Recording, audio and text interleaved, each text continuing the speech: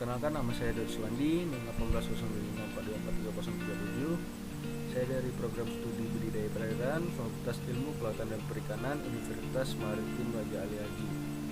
Baiklah, di sini saya akan memaparkan tentang sistem hormon ikan. Sistem hormon kelenjar endokrin ikan mencakup suatu sistem yang mirip dengan vertebrata yang lebih tinggi tingkatannya. Namun, ikan memiliki beberapa jaringan endokrin yang tidak didapatkan pada vertebrata yang lebih tinggi. Misalnya, badan stanius yang memiliki fungsi sebagai kelenjar endokrin yang membantu dalam proses osmoregulasi. Kerja hormon menyerupai kerja syaraf, yaitu mengontrol dan mengatur keseimbangan kerja organ-organ di dalam tubuh. Namun, kontrol kerja syaraf lebih cepat dibanding dengan kontrol endokrin. Hormon yang dihasilkan oleh kelenjar yang berasal dari endodermal adalah protein, peptida, atau derivat dari asam-asam amino, dan hormon yang dihasilkan oleh kelenjar yang berasal dari mesodermal yaitu gonad korteks adrenal berupa steroid. Berikut adalah gambar bagian-bagian kelenjar endokrin. Nah, yang pertama ada kelenjar pituitari. Kelenjar ini disebut pula hipofisa, terletak di bawah diencephalon, suatu tangkai yang menghubungkan adalah kelenjar ini dengan diencephalon disebut infundibulum. Kelenjar ini walaupun kecil, fungsi dan strukturnya merupakan organ tubuh yang sangat rumit dan sulit.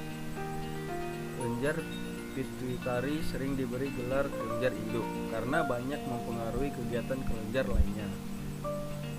Kelenjar tiroid. Hormon tiroid mempunyai beberapa fungsi fisiologi dan beberapa fungsi lainnya yang belum diketahui. Namun, terbukti bahwa ia mampu mempengaruhi laju konsumsi oksigen, membantu pengendapan guanin dalam kulit, dan mengubah metabolisme nitrogen dan karbohidrat. Ia juga telah diketahui mempengaruhi sistem dan fungsi saraf dan proses osmoregulasi. Lalu ada kelenjar paratiroid. Bagian sekresi dari kelenjar paratiroid berdiferensiasi dari epitel kantong farinks ketiga dan keempat. Ini berarti kantong-kantong farinks mempunyai andil dalam pembentukan jaringan kelenjar. Hormon paratiroid adalah polipeptida yang dinamakan parathormon yang berfungsi mengatur kadar kalsium dan sedikit menentukan kadar fosfor di dalam darah. Kalsium akan menghilang jika dari darah dan terjadi kejang otot jika hormon tidak ada.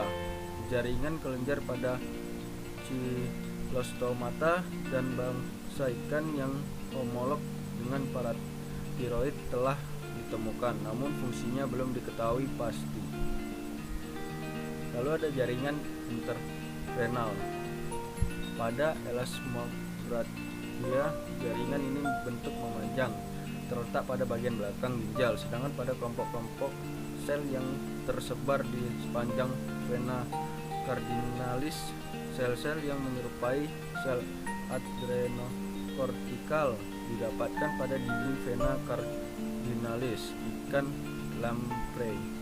Jaringan interrenal mensekresikan hormon adrenokortikosteroid yang mengontrol proses osmoregulasi dengan cara mempengaruhi ginjal, insang, dan saluran gastrointestinal, dan mempengaruhi metabolisme protein dan karbohidrat. Jaringan kromafin dan jaringan medula dimasukkan serabut preganglion dari saraf otonom.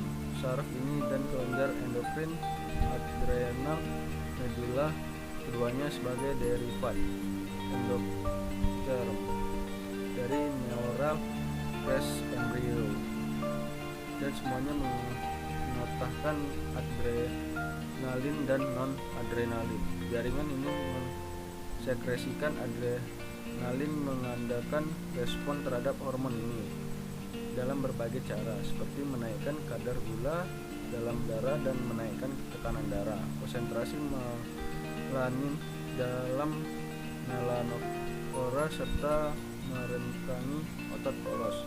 Kerja hormon ini menyerupai sistem kerja saraf simpatik yang mana hormon ini sangat erat hubungannya.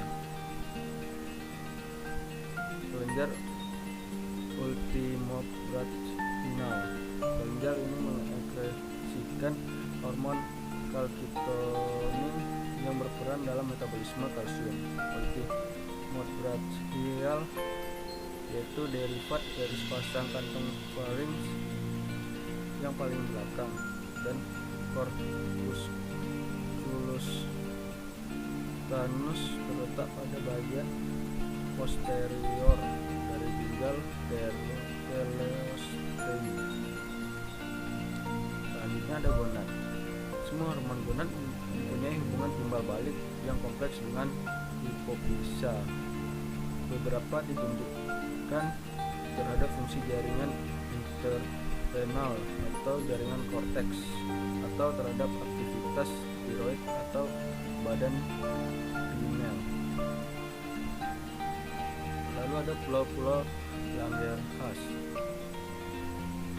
Pada ikan bertulang sejati biasanya jaringan ini terdapat di pyloric caeca, usus kecil, limfa, dan empedu. Jaringan ini menghasilkan insulin yang berperan penting dalam metabolisme karbohidrat dan dalam pembuahan glukosa menjadi glukogen, dan dalam oksidasi glukosa dan pembuatan lemak. Lalu ada badan pineal. Organ pineal pada puncak otak atau pada bagian atas di encephalon merupakan fotoreseptor. Sekresi yang dihasilkan oleh badan pineal adalah melatonin yang mengumpulkan melanin. Bila jaringan ini dihilangkan, maka akan membawa perubahan dalam pertumbuhan. Lalu ada badan stanius. Kelenjar ini memiliki fungsi sebagai kelenjar endokrin yang sekresinya diduga ikut dalam proses penyesuaian tekanan osmotik lingkungan dengan tekanan osmotik cairan tubuh pada ikan, osmoregulasi.